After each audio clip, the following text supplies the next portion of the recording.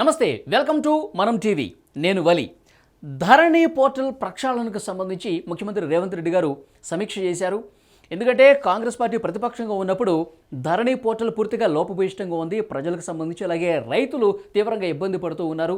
అసలు ఆ భూ వివాద పరిష్కారం కోసం తీసుకొచ్చినటువంటి ఈ పోర్టల్ పూర్తిగా సమస్యల వలయంలో ఉంది. ప్రజలకు అసలు ఏ క్వశ్చన్ ఉపయోగపడటం లేదంటూ పెద్ద ఎత్తున విమర్శలు చేసింది కాంగ్రెస్ పార్టీ గత ప్రభుత్వం మీద. మనకు తెలిసిన విషయమే. ముఖ్యమంత్రి రేవంత్ రెడ్డి గారు బాధ్యతలు స్వీకరించే దగ్గర నుంచి అనేక శాఖల మీద సమీక్ష చేస్తూ ఉన్నారు. గత ప్రభుత్వం చేసిన తప్పిదాలు, జరిగినటువంటి అవకతవకల మీద పూర్తిగా దృష్టి పెడుతున్నారు. మనం చూస్తూ ఉన్నాం. ఇప్పుడు ధరణి పోర్టల్ మీద కూడా సమీక్ష చేసి కొన్ని కొత్త విషయాలు లేవనెత్తినట్టుగా తెలుస్తుంది. ధరణి పోర్టల్ పూర్తిగా లోపభూయిష్టంగా ఉంది.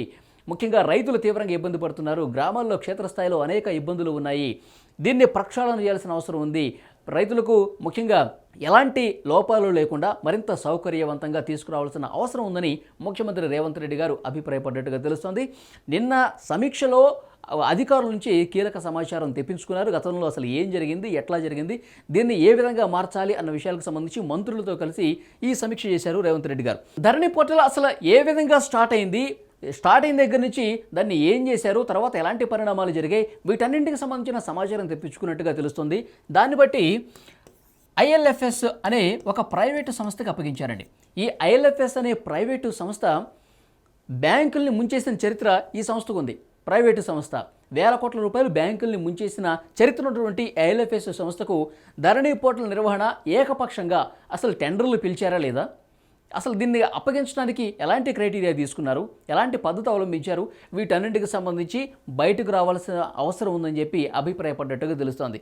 ఈ ఐఎల్ఎఫ్ఎస్ అనే సంస్థకి ఎట్లా ఇచ్చారనేది ఒక ప్రశ్న అయితే, నెక్స్ట్ ఐఎల్ఎఫ్ఎస్ ఏం చేసింది, ఒక అనుబంధ సంస్థను ఏర్పాటు చేసుకుంది. ఆ అనుబంధ సంస్థ పేరు టెర్రాసిస్. ఈ టెర్రాసిస్ కంపెనీ ఏం చేసిందంటే ఫాల్కన్, ఫిలిప్పీన్స్ దేశానికి చెందినటువంటి ఫాల్కన్ కంపెనీకి, ఫిలిప్పీన్స్ దేశానికి సంబంధించిన కంపెనీ, ఈ కంపెనీకి ఈ టెర్రాసిస్ 49% వాటాను 1000 కోట్లకు పైగా అమ్ముకుందంట. అసలు ఈ టెర్రాసిస్ కంపెనీకే ఏమీ లేదు, ఇది అనుబంధ సంస్థగా ఉంది, దీని నిర్వహణ బాధ్యతలు అప్పగించారు. ఇది 49% వాటాను ఫాల్కన్ కంపెనీ 1000 కోట్లకు పైగా కొనుక్కుందంట. ఎంత విచిత్రం చూడండి. అసలు దీనికే ఏమీ లేదు అంటే 49% వాటాను 1000 కోట్లకు అమ్మేసుకుందంటే ధరణి నుంచి ఇంకా ఎన్ని వేల కోట్లు టెర్రాసిస్ కంపెనీకి వస్తున్నాయి? ఇది ఒక పెద్ద క్వశ్చన్ మార్కు. ధరణి పోర్టల్ నుంచి, ధరణి నుంచి ఈ టెర్రాసిస్కి ఇంకా ఎన్ని వేల కోట్లు వస్తున్నాయి అనేది ఇక్కడ అసలు ఎవరికీ అంతు చిక్కని విషయంగా కనిపిస్తోంది. కాబట్టి దీని మీద ఒక సమగ్ర దర్యాప్తు చేయాల్సిన అవసరం కనిపిస్తోంది. ఎందుకంటే ఎన్ని వేల కోట్ల రూపాయలు పంచాయతీలు జరిగాయి, ఎన్ని వేల కోట్ల రూపాయలకు సంబంధించి భూములు చేతులు మారాయి, ప్రభుత్వ భూములు ఎన్ని అన్యాక్రాంతమయ్యాయి, కబ్జాలకు గురయ్యాయి, దీనికి టెర్రాసిస్ కంపెనీకి ఎన్ని వేల కోట్లు ముట్టాయి, ఈ విషయాలన్నీ కూడా ప్రధానంగా చర్చనీయాంశమవుతున్నాయి. ప్రతి విషయం మీద కూడా క్షుణ్ణంగా దర్యాప్తు చేయాల్సిన అవసరం ఉందని అభిప్రాయపడ్డట్టుగా మనకు సమాచారం వస్తుంది. ఇంకొక విషయం, భూముల సర్వేకి సంబంధించి కావచ్చు, తర్వాత డిస్టిలేషన్ కావచ్చు, తర్వాత టైటిల్కి సంబంధించిన చట్టం తీసుకురావడం కోసం 83 కోట్ల రూపాయలు కేంద్రం నుంచి వచ్చాయంటండి. 83 కోట్ల రూపాయలు సెంట్రల్ నుంచి వచ్చాయి, కేంద్రం నుంచి వచ్చాయి. కానీ వీటికి సంబంధించిన కూడా లెక్కలు లేవు. కేంద్రం నుంచి వచ్చినటువంటి డబ్బుల విషయంలో అవి ఎవరి ఖాతాలోకి వెళ్ళాయి, ఎవరు జమ చేసుకున్నారు ఆ 83 కోట్ల రూపాయలు, అసలు ఏం చేశారు, వీటికి సంబంధించి కూడా దర్యాప్తు జరగాల్సిన అవసరం ఉందని నిన్నటి సమీక్షలో ముఖ్యమంత్రి రేవంత్ రెడ్డి గారు అభిప్రాయం వ్యక్తం చేసినట్టుగా తెలుస్తోంది. దీని మీద దర్యాప్తులో దీని వెనకాల ఎవరున్నా సరే విడిచిపెట్టే ప్రసక్తే లేదని చెప్పినట్టుగా మనకి సమాచారం వస్తుంది. ఇక భూ వివాదాల పరిష్కారం కోసం తీసుకొచ్చినటువంటి ఈ ధరణి పోర్టల్ని పూర్తిగా ప్రక్షాళన చేసి అవసరమైతే ఒక కమిటీని వేసి పూర్తిగా ప్రజలకు న్యాయం చేసే విధంగా, ప్రజలకు మరింత సులభతరంగా ఈ వివాదాలు పరిష్కారం అయ్యే విధంగా కృషి చేయాల్సిన అవసరం ఉంది. గతంలో కోనేరు రంగారావు ఏదైతే కమిటీ పనిచేసిందో అదే తరహాలో ఇప్పుడు మరొక కొత్త కమిటీని ఏర్పాటు చేద్దాం. రైతులకు సంబంధించినటువంటి, భూములకు సంబంధించినటువంటి నిపుణులు ఎవరైతే ఉన్నారో అలాంటి నిపుణుల్ని, ఇందులో మంత్రులు ఉంటారు, రెవెన్యూ అధికారులు ఉంటారు, అవసరమైతే నిపుణులు ఉంటారు, వీళ్ళందరూ కూడా ఈ కమిటీలో ఉండి మంచి పరిష్కార మార్గాలు చూపించే విధంగా, మార్గదర్శకాలు ఇచ్చే విధంగా ఒక మంచి వ్యవస్థను ఏర్పాటు చేసుకుందామని ముఖ్యమంత్రి రేవంత్ రెడ్డి గారు చెప్పినట్టుగా తెలుస్తోంది. దాంతోపాటు ఈ పోర్టల్ను ధరణి పోర్టల్ ఏదైతే ఉందో దీన్ని ప్రక్షాళన చేసేస్తాము. కాంగ్రెస్ పార్టీ గతంలోనే అంటే ప్రతిపక్షంగా ఉన్నప్పుడు ఎన్నికల ప్రచార సమయంలో భూమాత పోర్టల్ని తీసుకొస్తాము, ధరణిని పూర్తిగా రద్దు చేస్తాము, ధరణిని పూర్తిగా రద్దు చేసి భూమాత పోర్టల్ని తీసుకొస్తామని కాంగ్రెస్ పార్టీ చెప్పింది. సో ఈ భూమాత పోర్టల్ ఏ విధంగా ఉంటుందంటే గతంలో ఏదైతే వివాదాలు ఉన్నాయో వాటిది సత్వర పరిష్కారం కోసం ఇది కృషి చేస్తుంది. దాంతోపాటు సులభంగా ఏదైతే రైతులు కావచ్చు తమ పట్టాదారు పాసు పుస్తకాలు తమ హక్కు పత్రాలని తీసుకోవటం విషయంలో పూర్తి పారదర్శకంగా వ్యవహరించే విధంగా ఈ భూమాత పోర్టల్ పనిచేస్తుంది. మరింత సమగ్రంగా పారదర్శకంగా నిజాయితీతో కూడినటువంటి వ్యవస్థను తీసుకొస్తామని ముఖ్యమంత్రి రేవంత్ రెడ్డి గారు అన్నట్టుగా తెలుస్తుంది.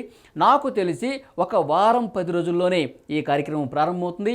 ధరణి పోర్టల్ రద్దు అవుతుంది. ఈ ఒక కమిటీ ఏర్పాటైన తర్వాత ఒక నెల రోజుల వ్యవధిలో, ఈ వారం రోజుల్లో కమిటీ అయితే ఫామ్ అయిపోతుంది. ఆ తర్వాత నెల రోజుల్లోనే ఈ పోర్టల్ పేరు మారిపోతుంది. భూమాత పోర్టల్ తీసుకొచ్చేందుకు సత్వరమే న్యాయం జరిగే విధంగా కార్యాచరణ ప్రారంభించే అవకాశం ఉన్నట్టుగా తెలుస్తోంది. భూమాత పేరు మార్చేస్తారు. ఆ తర్వాత ఇందులో జరిగినటువంటి లొసుగులు, ఇందులో ఉన్నటువంటి లోపాలు, గత ప్రభుత్వ పెద్దలు చేసినటువంటి అక్రమాలు అన్నీ కూడా వెలికి తీసేందుకు మరొక పారదర్శకమైనటువంటి దర్యాప్తు సంస్థను ఏర్పాటు చేసే ఆలోచనలో కూడా ప్రభుత్వం ఉన్నట్టు తెలుస్తోంది. గతంలో ముఖ్యంగా హైదరాబాద్ అలాగే రంగారెడ్డి ఈ 2 జిల్లాలకు సంబంధించి బోర్డర్స్లో ఉన్నటువంటి అనేక భూముల పంచాయతీ ఉంది. గత ప్రభుత్వంలో ఉన్నటువంటి పెద్దలు బినామీల పేరుతో ఆ భూముల్ని కబ్జా చేసి తమ బినామీలుగా రాయించుకున్నట్టుగా సమాచారం వస్తుంది. కాబట్టి గతంలో కాంగ్రెస్ పార్టీ కూడా ఈ విషయం మీద అనేక ధర్నాలు చేసింది, పోరాటాలు చేసింది. కాబట్టి భూ కబ్జాలకు పాల్పడ్డ వాళ్ళ లెక్కలన్నీ కూడా బయటికి తీసి పారదర్శకమైనటువంటి వ్యవస్థను ఏర్పాటు చేసే విధంగా ఏ చర్యలు అయితే తీసుకోవాలో అవి తీసుకుంటామని చెప్తున్నారు.